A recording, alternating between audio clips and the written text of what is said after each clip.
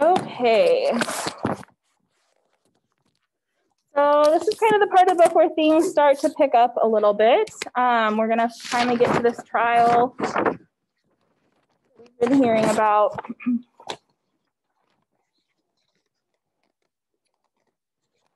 Okay, so chapter 15 is a pretty dramatic chapter.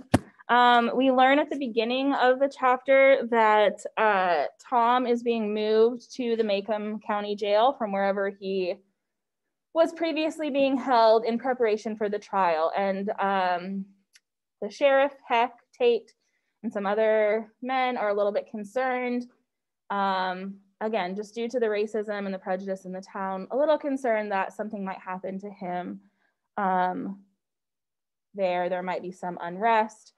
Okay, when we talked about Jim Crow laws, we talked about lynching and how this was something that would happen occasionally, all too often in the South, right? A group of generally white men would go and attack typically a Black man for some perceived misconduct, right?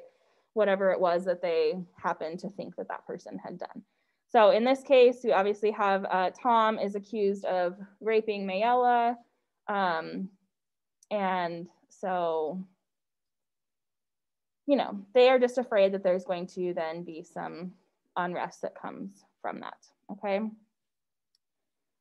So Atticus, the night before the trial, he leaves, he takes an extension cord with a light bulb with him, and Jem and Scout and Dill follow him downtown and kind of hide in the shadows, right? We learned that Atticus goes downtown for what purpose? Yeah, so he's gonna kind of put himself between Tom and whoever might try to come and hurt Tom. So he's just sitting outside of the jail, just reading a book with a lamp, right? Just sitting out there by himself. So he is not wrong, right? A group of men do come to the jail and are telling him, you know, to get out of the way. They are obviously there to hurt Tom, possibly even kill him, sort of taking justice into their own hands, or what they think is justice, right? So sort of like a mob mentality, okay? We get these details that the sheriff is gone. Let me find the page number because I didn't write it down. Okay, page 202. You can turn around and go home again, Walter, Atticus said pleasantly. Heck Tate's around somewhere. The hell he is, said another man. Heck's bunch is so deep in the woods they won't get out till morning. Indeed, why so? Called him off on a snipe hunt was the succinct answer. Didn't think of that. Didn't you think of that, Mr. Finch? Okay, so basically they had like contrived like a fake call to the sheriff, right? Like, oh, there's this, you know, something's going on over in this area, so the sheriff would leave. Okay, so they've definitely planned ahead. They have plotted this happening, okay? Now the kids jump out, right? They push their way through into this group of men. Okay, he wants them to go home, but they refuse to go home, okay? Why do you think that the kids refuse to leave?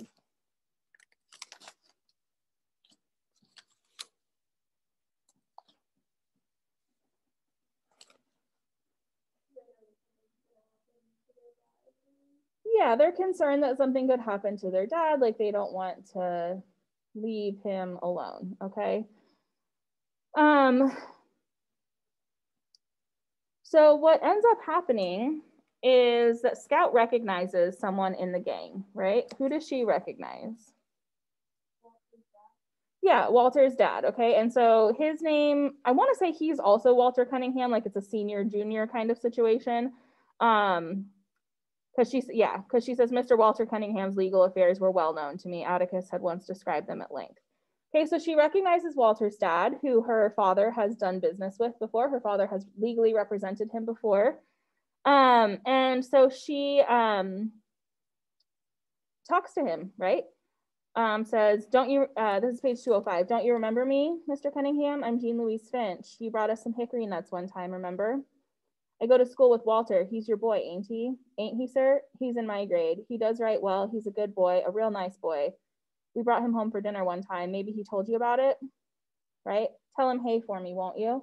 So she's just like bringing up just sort of these just everyday kind of normal things that she knows about him and his family, okay?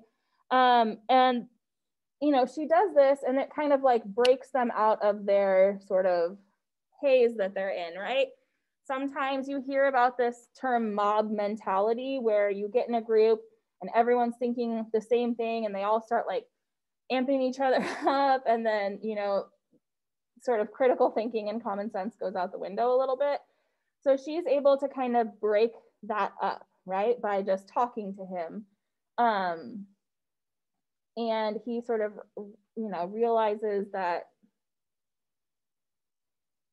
you know, she's just a person, like sort of like recognizes the humanity of the people involved, and that actually ends up making them disperse and go home. Okay, he says, I'll tell him you say, hey, little lady, let's clear out, let's get going. Okay, so it's really Scout who causes the gang to kind of come to their senses and disperse. Okay, and then we also find out at the very end that Mr. Underwood, who runs the newspaper, was watching out from his office window the whole time and kind of covering them. So he had a gun pointed at these guys the whole time. So we kind of learned that there was some backup for Atticus as well during this. So again, we kind of start to see like there are people in the town who do want to do the right thing, who do want to help Tom and Atticus, right? So even though a lot of people don't, right, we're supposed to kind of see the people who do stand up as sort of being like heroic, courageous, like the people, you know, the moral people of the story. Okay. Chapter 16 is kind of just little details more about people from the town. Basically, everyone's headed to the trial. Okay, so a bunch of people are headed downtown because this is sort of, you know, if you think about what we know about the 1930s, there wasn't a lot going on, right? People didn't have money. I mean, there were some movie theaters. Movies were really just starting to become kind of a thing, but this would be like a huge deal, right? Everyone would want to come and be there for it. This is a big deal. So we've got tons of people coming from the county down to downtown. The one person that you mostly want to remember is Mr. Dolphus Raymond. Okay. So what is his reputation like?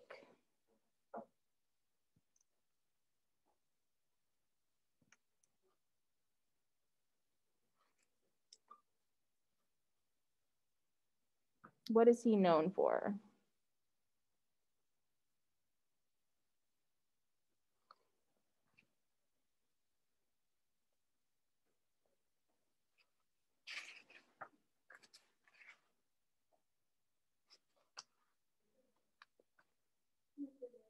Yeah.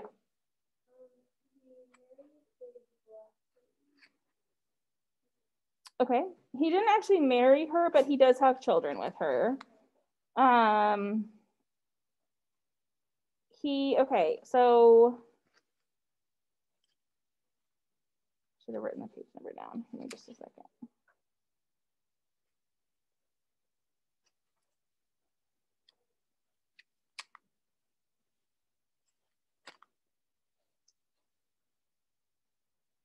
Okay, on page 211 at the bottom, it says, Mr. Dolphus Raymond lurched by on his thoroughbred. Don't see how he stays in the saddle, murmured Jem. How can you stand to get drunk before 8 in the morning?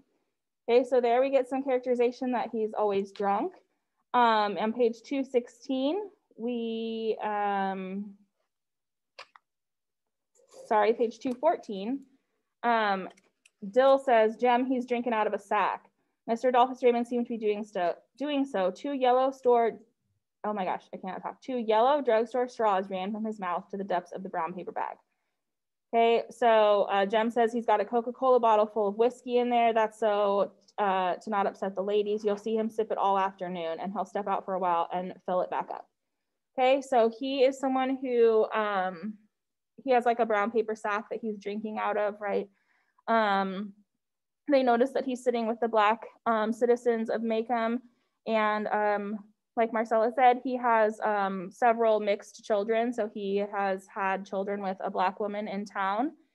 And there's kind of this, again, right? We have these legends about people in the town who don't quite fit in, and they get these stories told about them.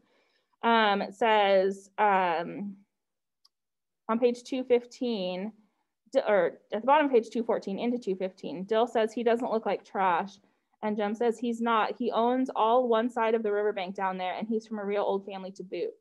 Then why does he do like that? That's just his way, said Jem. They say he never got over his wedding. He was supposed to marry one of the Spencer ladies, I think. They were going to have a huge wedding, and they didn't. Basically, his fiance had committed suicide right before the wedding.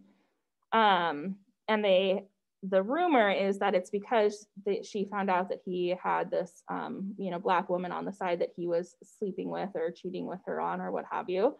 But we also get like, he's really good to his children, etc. Okay. They talk about how the kids don't really fit in because they are mixed. And again, just keep in mind at the time period that we're dealing with, right? We talked about how interracial marriage was not legal at the time. So this would have definitely made these children seem more like outcasts, okay?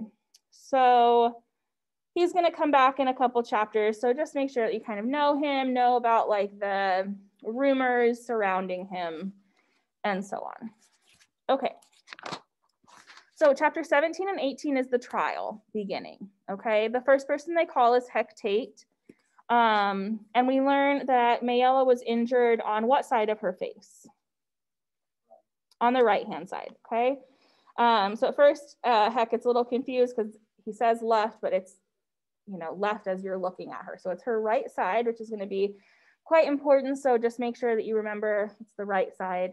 And he also says that she has bruising all around her neck, okay? So like someone tried to strangle her with their two hands, okay? So Bob Ewell's version of the story is that he hears Mayella yelling.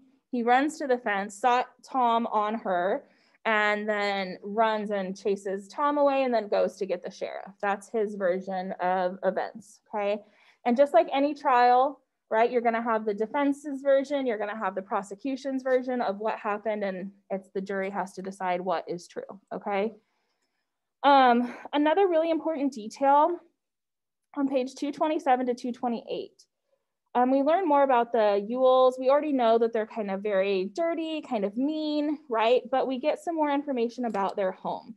It says Maycomb's Ewells lived behind the town garbage dump in what was once a Negro cabin. The cabin's plank walls were supplemented with sheets of corrugated iron, its roof shingled with tin cans hammered flat, so only its general shape suggested its original design. Square with 4 tiny rooms opening onto a shotgun hall, the cabin rested uneasily upon 4 irregular lumps of limestone. Its windows were merely open spaces in the walls, which in the summertime were covered with greasy strips of cheesecloth to keep the varmints out that feasted on Maycomb's refuse, okay? Then we come, I'm gonna skip the next paragraph. On page 228, the second paragraph down, it says, one corner of the yard, though, bewildered Maycomb. Against the fence in a line were 6 chipped enamel slop jars holding brilliant red geraniums, cared for as tenderly as if they belonged to Miss Maudie Atkinson, had Maudie permitted a geranium on her premises. People said they were Mayella Ewells. Okay, so we're describing this like disgusting, like broken down, piecemeal home that these people live in next to the dump. And then we have these beautiful flowers, and they say that Mayella is the one who takes care of them. So what can we kind of maybe infer about Mayella based on this detail?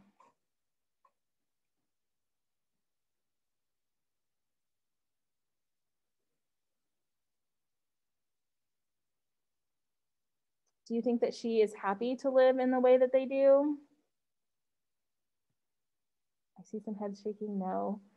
Okay, we should probably try, like, we can probably infer here that Mayella is like trying to bring some beauty into their home, right? She can't control what her father does. She can't control the house that they live in, but she's trying to do something, right? To like bring some beauty in, to lift herself up in a certain way. And we see that in chapter 18 as well, right? She looks like she takes care of herself and keeps herself as clean as she can. So even though she is a Yule, we have to consider that like there is something about her that is a little bit different, because the other Yules are perfectly happy to live that way, right? You remember Burrus back in chapter 2 with the cootie, right? The lice on his head. Okay. Atticus proves in this chapter something about Bob. What hand does Bob write with? Okay, he's left-handed. All right. So if you recall, Mayella's injuries are on the right side of her face. So Atticus is trying to present maybe the idea that someone who is left-handed would cause more damage to the right side of someone's face, right? So if you think about if you were standing face to face with someone and you went to punch them with your left hand, you would hit the right side of their face, right? Most likely, okay? All right, chapter 18, then Mayella takes the stand. We talked, I just mentioned how she looks different than Bob, right? Bob looks like he's just took the first bath in a year, but she looks like she probably bathes regularly, again, just making her stand out from the rest of the family, okay? So Mayella's story is that she asked Tom to break down a chifforobe, which is like a wardrobe or like a, chest of drawers, okay, so that she can use it for firewood. Then she says that he attacked her and she doesn't really remember much after that. Okay. Atticus then cross-examines her. Okay.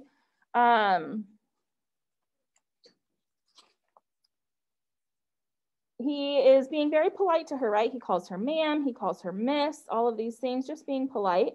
She says on page 243, I don't have to take his sass. I ain't called upon to take it. So she thinks that him just being polite to her is him making fun of her.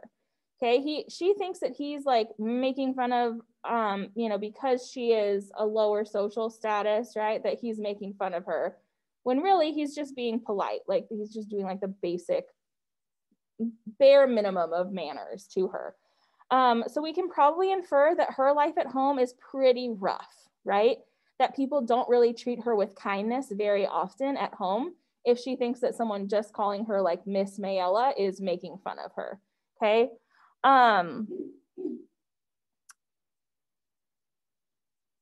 She continues to give her testimony. Atticus continues to question her, okay? He kind of catches her in a little bit of a lie.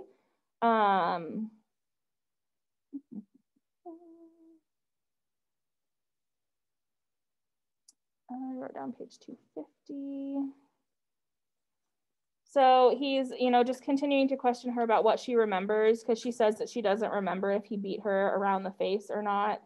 And then she's like, oh yeah, no, I did remember that, right? So you could, I don't know. To me, it definitely seems like she's not telling the truth, right? Because she doesn't remember and then she kind of does.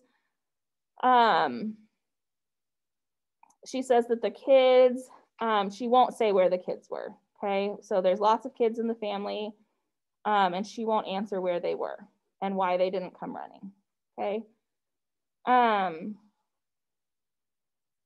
And we learned something else about Tom in this chapter that is important. What do we learn about Tom?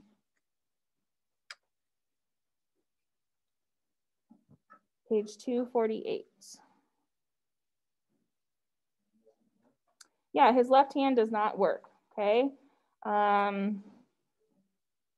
Page 248 to 249. On page 249, it says, he got it caught in a cotton gin, caught it in Mr. Dolphus Raymond's cotton gin when he was a boy, liked to bled to death, tore all the muscles loose from his bones. Okay, so We learn that his left arm, it says, was fully 12 inches shorter than his right and hung dead at his side. He has no use of his left arm. So if Mayella Ewell is injured on the right side of her face, okay, the person who attacked her is most likely going to be hitting her with their left hand. We learn that Tom cannot use his left hand. We also know that Mayella has bruising around her neck, like she was strangled with two hands. And again, Tom can't use one of his hands. So just based on this barest of evidence, do you think that Tom could have possibly done this? I'm seeing heads shaking. No, probably not. Okay. So Tom is going to take the stand in chapter 19 and 20, which is what you're going to read today. But we do have your chapter 16 through 6 through 18